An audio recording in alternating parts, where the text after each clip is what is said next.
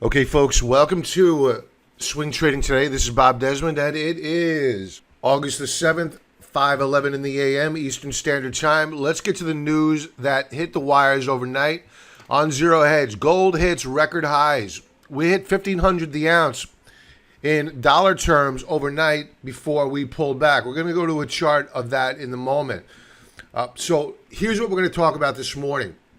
We're going to talk about the news, a few articles out there that are interesting, not necessarily market movers per se. Then we're going to segue over into the pre-market activity. Then we're going to leave things off with members' stock chart requests, which is where I review the symbols that our members submit for me to review on video. But first, before we begin, click that like button, share it with a friend, click that bell button so that you are subscribed and you get all of my videos. If you watch us on the website, enter your email address anywhere on the website and you'll get all of our free videos. Okay, let's get to it.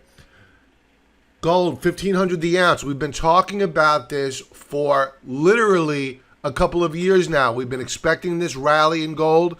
We have been involved with the gold miners for the entire duration of this rally. And we are up big this year. When the markets were selling off the other day, we were doing well because gold was higher along with the gold miners. We were hedged. We were prepared. And if you take a look at a monthly chart, and I'll go to that in a moment, a monthly chart of gold, you'll see that we are in the early stages of a major bull run here, and we are extended on a daily basis, especially today. But last night on Market Wrap, I discussed with members that on a daily basis, using the third standard deviation Bollinger Bands, we are a bit extended on gold. I'll get to that chart in a moment. Now, what's the driver of fear out there? You're seeing a global slowdown. Overnight, India's auto market crashes, 200,000 job losses in 3 months, 1 million at risk. This is an emerging market. And while this week we stepped in, we began buying more emerging markets, it's headline risk like this that keeps me very, very concerned. That's why I really don't want to go buying individual stocks. I want to buy sectors because at least a sector we know will come back. An individual stock at or near the end of a bull market, you'll never know whether or not a current leader will ever return to be a leader again. And here is one of the more important headlines of the morning. Kiwi traders, after Royal Bank of New Zealand surprises traders with a 50 basis point rate cut. Think about that. Now, you may be saying New Zealand is not a big country. It's a developed country. Its currency is respected. And it's just indicative of what the developed countries are doing. It is a race to the bottom for ZIRP, zero interest rate policy. And of course, this is going to have an adverse impact on the New Zealand dollar, and it's exactly what they want. And this is what you're going to see out of the rest of the developed countries, including the United States. Now, were this an announcement out of the EU or the Bank of Japan, you would see the dollar surging this morning and gold probably going in the other direction. So the headlines this morning are fairly defensive in nature. These are not bold, bullish moves by central banks or positive events out of the emerging markets. And gold is certainly a signal that there is a plenty of fear and indecision out there, and traders want the ultimate protection that gold brings. Let's get to the charts. We'll kick things off with gold. We are flirting at current with 1,500 the ounce. We overshot to the upside to 1503 spot 30. At current, we are at 1499 spot 50. A little bit of topping action here. But as I mentioned on a daily chart, this is a third standard deviation Bollinger Band in red, and we're leaning into it. That doesn't mean it can't head higher. It just simply means you're really not supposed to be there. And at some point in time in the very near future, you're going to get a pullback. And I would expect that the gold miners pull back as well, and we will be looking to add to our gold mining trade. In the short term, assuming that we get a pop higher, on our NUGT position today. If and when we do begin to rally to unsustainable levels, we will be looking to sell covered calls on that position. Moving on to the US dollar, we are up on the session, and in fact, the dollar is behaving fairly well in that we are putting in higher lows, and we may, just may, put in higher highs. And that could be a catalyst to have gold pause and pull back in the short term anyway. But longer term, I believe that gold is moving higher. Let's take a look at other commodities, such as silver. A huge move overnight. We were in a consolidation. We then broke out after the market closed yesterday. What a stealth little breakout, sneaky sons of guns. And they sent the shares of silver, or they sent the price of silver higher. So this is a chart that's very, very bullish, and in all probability will be going higher. Now, I will be appearing on a webinar with our partners over at TrendSpider talking about our USLV trade. We booked profits on that trade. They invited me on. They want to talk about that. I'm still bullish on silver. More than likely, I will be long of silver prior to going into that webinar yet again. So we'll be looking for an entry point. And if you want to join in that webinar, it's going to be next Sunday. Click the link below. If you're watching this on YouTube, or if you're watching this on the website, click the link above, and it's TrendSpider, the webinar link. Moving on to Bitcoin. Bitcoin not doing much here, down a bit. It's consolidating gains. I would suspect that Bitcoin will be breaking out longer term. Short term, not much to do here. Sitting comfortably above the 11,000 mark. Now, I'd be looking for here on Bitcoin is a breakout above this resistance level here at around, let's call it around 11,720. We're not that far away from it, but we need to close above this level. Flirting and trading intra-period, right now I'm using a 4-hour chart, is insufficient for us to go executing a trade. I need to see a close above this upper band of resistance on at least a 4-hour basis. Then I would entertain opening a new position in Bitcoin.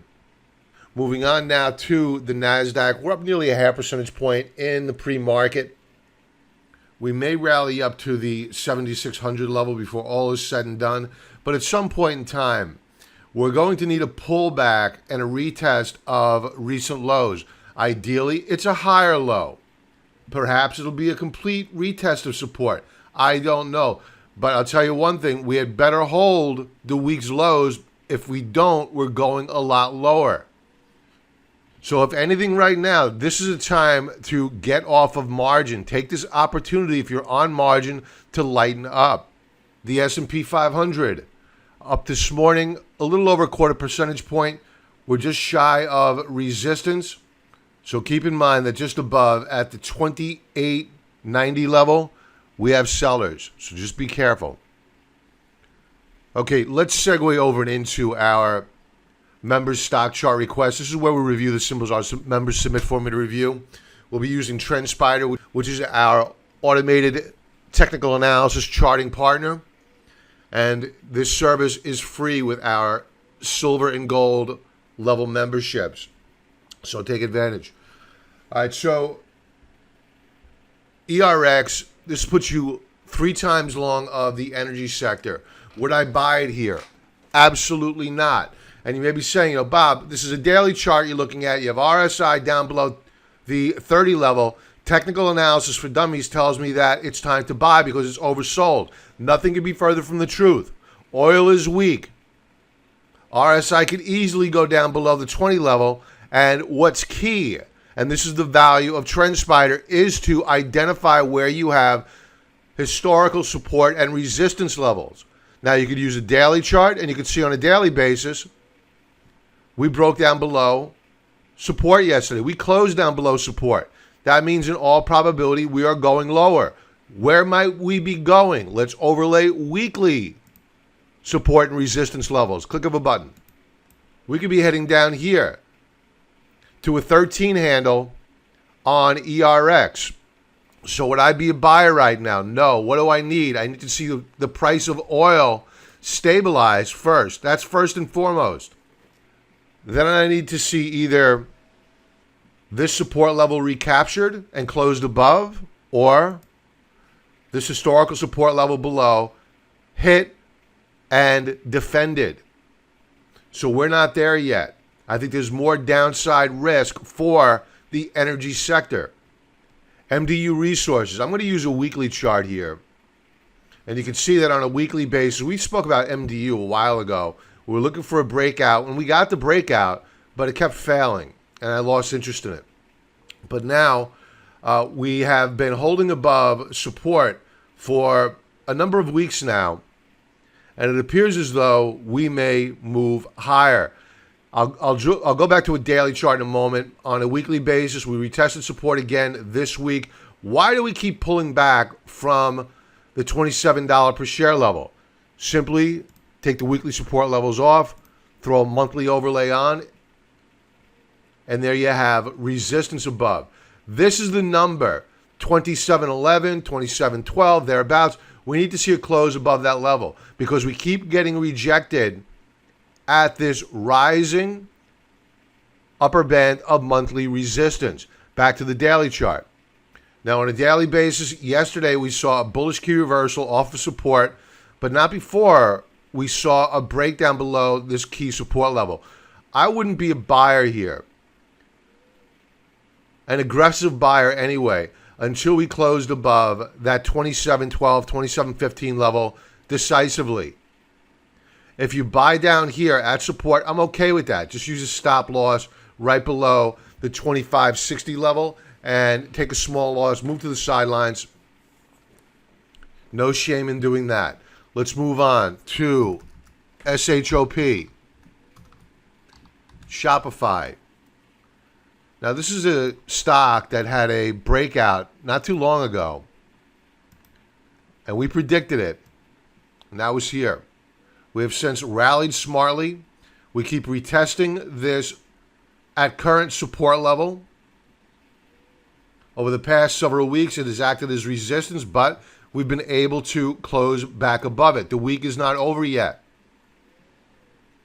We want to make sure that on Friday afternoon that we are firmly above this upper band of resistance on a closing basis before I bought one single share. Remember, this market is very fragile right now. If we do go into a bear market, during the next bull market, will Shopify act as the new leader, or will they be replaced by another competitor? We don't know. In all probability, history has shown that former leaders do not emerge as future leaders. That's why I prefer to buy the indexes. Less risk. Worry about the risk. The upside will take care of itself. Let's take a look at a monthly chart of Shopify. All right, so concerning. We were tapping the upper band of the third standard deviation Bollinger Band. We were rejected. We're seeing topping action. And this month, while we did put in a new higher high, we were rejected. We are not at current trading above last month's highs. We have a doji star formation. That's a sign of indecision. You don't want to see that at the top of a trading range. What this implies is that you may have a trend reversal, at least in the short term, perhaps a pullback. So these charts are not implying that Shopify should be bought at current, but perhaps later on in the month if prices firm up. Let's leave off with Apple. Apple, this is a monthly chart. Apple's a bit of a concern as we may be putting in lower highs, but we have not broken support. So we remain in a trading range. So I can't short Apple. I can't buy Apple right now. It's certainly a watch. And what I will also be watching are the indicators. Are we putting in lower highs? At current, it appears as though we may be on RSI anyway.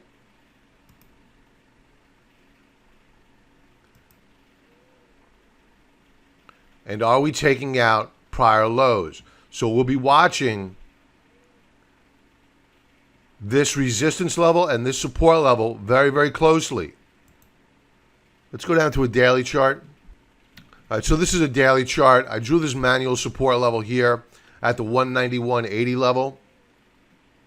If this fails, where we're going, I'm going to use a weekly overlay now. We're going to come down here to the 188.58 level. It is rising slightly. So this may act as a higher support level at some point in time in the future. But at current, it's at 188.58, but rising. And you can see back here, in late July, we did break out on Apple, along with the rest of the market, but it failed. It's a breakout point failure. So I'm not going to be the least bit surprised to see us hit the support level here. So warning flag on the track for Apple. And that is it for this morning, folks. Remember, if you want to join in on that webinar on Sunday night, please join in. If you watch this on YouTube, click the link below. If you watch this on the website, click the link above. It is the TrendSpider webinar. Look forward to seeing you there. Everybody have a profitable trading day and be well.